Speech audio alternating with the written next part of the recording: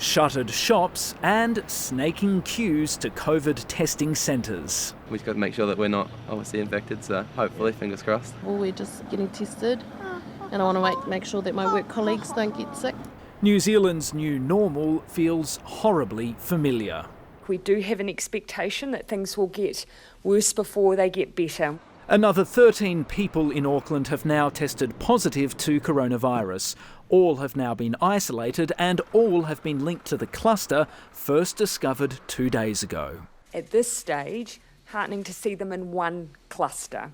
But once again, we are reminded of how tricky this virus is and how easily it can spread.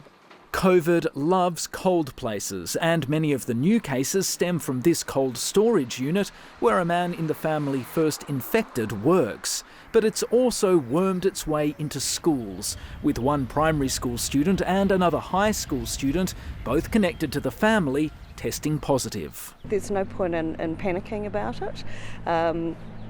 We just have to carry on. The New Zealand government is not only racing to stop the spread of this virus, it's also scrambling to identify its source. Could the virus have entered the country by freight, lingering in the cold storage unit at the centre of this outbreak? Officials say that's unlikely, but they're conducting tests, just to be sure. New Zealand's foreign minister thinks he knows the answer. I think there's been a breach inside our quarantine system. But when pressed for his source... Well, a source that's usually very, very reliable. A New Zealand colleague, a journalist. A journalist, yes.